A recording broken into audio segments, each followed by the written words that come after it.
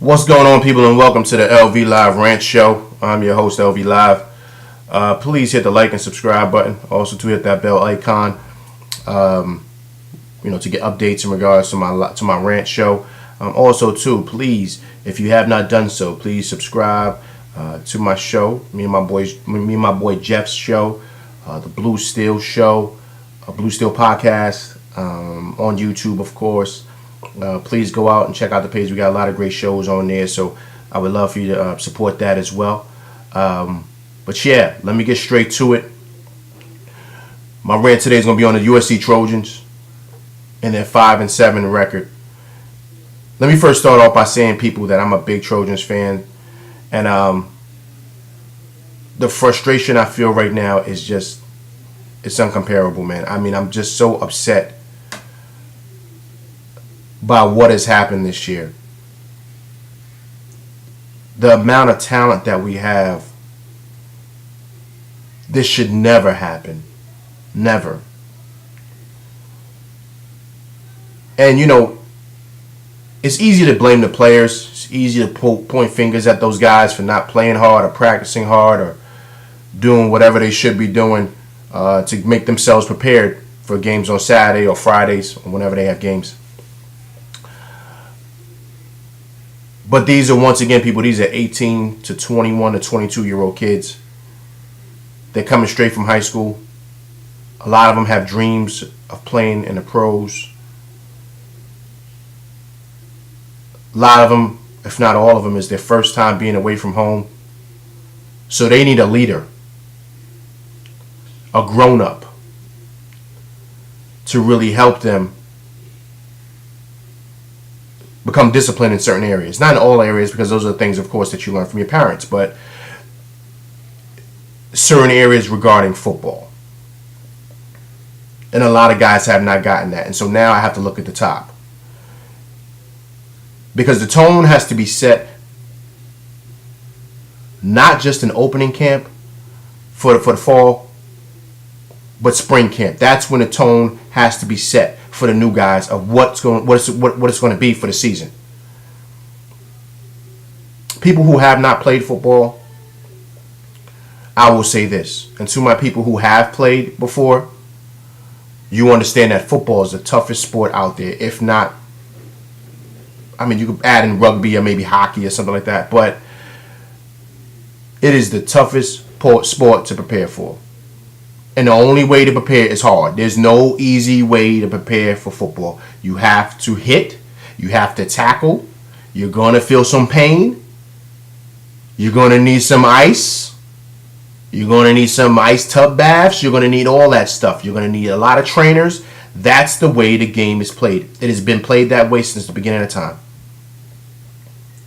And if you don't practice football hard and play it hard, then you're going to have a lot of injuries.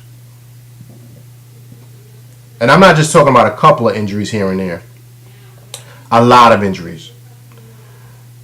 The reason why the team was decimated so much by injuries this year is because of their lack of preparation. Guys are not hitting in practices. They're practicing as if they're still on sanctions. That's not the case. You have a full squad, so you should be hitting all the time. Guys should have been hitting in the spring, getting prepared for the summer, or shall I say, Hell Week, as we used to call it when I was coming up. You have to prepare your body. It's like a body armor. You got to prepare that. So when you start hitting on Saturdays, you don't feel it. It's not a big deal because you prepared your body for it. But if you're not hitting throughout the week, and I mean throughout the week, from the beginning of the week to the end of the week, every day you should be hitting, especially on the O-line. You got to be hitting, you got to be cracking every single day to be prepared for what's going to happen, either if your game's on Friday nights or on Saturdays.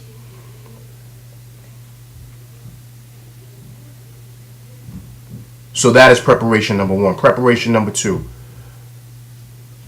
So many 5-stars have left this program. So many have left for numerous amounts of reasons. So now I have to look towards the leadership.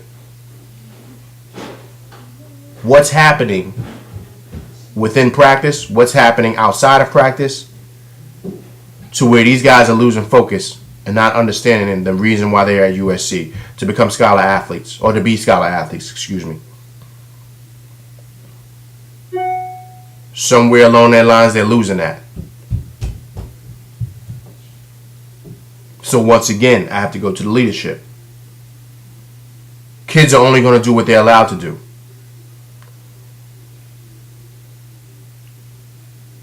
And then you go towards the games. You see a solid team in the beginning, then you see them break down in the second half. That's all preparation. Or I got one better. What's going on in the second half to where you're not preparing better, to where you say, okay, this is what we're doing. This is the offensive plays we're running. This fits our strength. That's not happening. Guys seem confused. Guys seem unsure of themselves. And these are not weak kids. These were the best of the best kids that were coming out of high school. 24/7 ESPN had all these guys ranked as big-time prospects. USC was the number 4 team with the highest amount of top-tier prospects, 4 stars, 3 stars, 5 stars, of course, in the nation. The other 3, I believe, were Ohio State, Alabama, of course, I think Clemson, I think Georgia, too. I may be having a mix, but I put it to you like this. USC was in the top 5 or 4 in the nation. And to have a 5-7 record is unacceptable. And like I've always said before, when I had my rants before about this,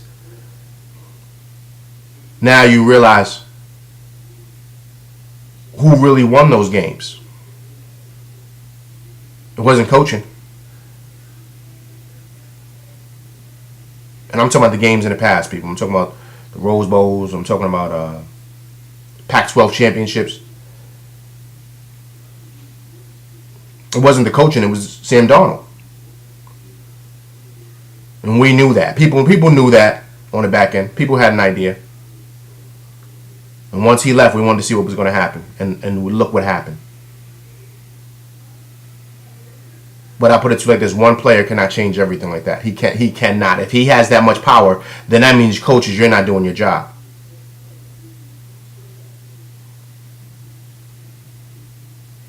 I think that we have to get to a place to where we're not afraid to make the tough decisions. And to me, it's not really a tough decision, but people think about relationships and how people feel. This is not a relationship or how people feel business. This is a not take it personal business. And you have to be prepared to make the tough choices. Clay Helton should have been fired a month ago. A month ago.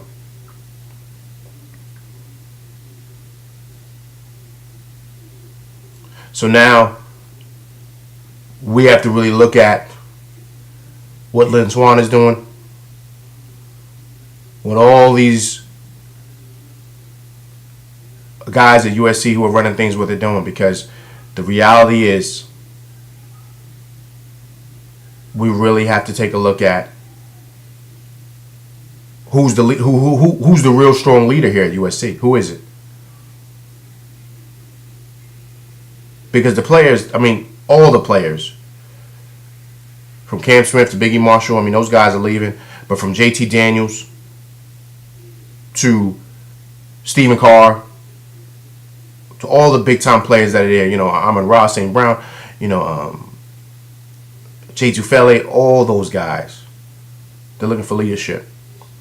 And looking for someone to set the tone, to say that this is what it's going to be. This is how we're going to run practice. And we're going to run practice hard. And we're going to go at it hard because we are USC. That's why it has to be. No ifs, ands, or buts about it. If you don't like it, you can transfer out. But if not, this is how practice is going to be: hard every single day. We're going to practice as if it's the games. You got to. Because that's what's going to prepare you for what comes with the games.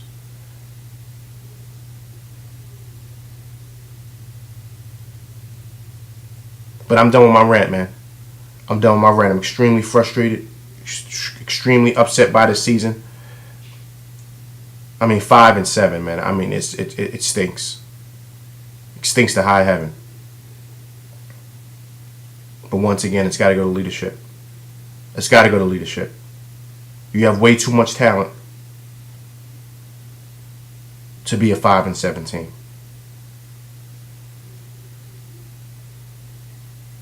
But I'm done, people.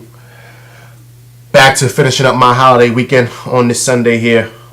Please, once again, hit the like, subscribe button, bell icon, and please look out for my show. If you have not done so, the Blue Steel Show with me and my boy Jeff. We should have a new episode next week to where we touch on all things sports. But please, if you have not done so, go over there and hit the like and subscribe button and the bell icon on that as well. And everybody enjoy the rest of your holiday weekend this Sunday. And yeah, I'm out. LV Live.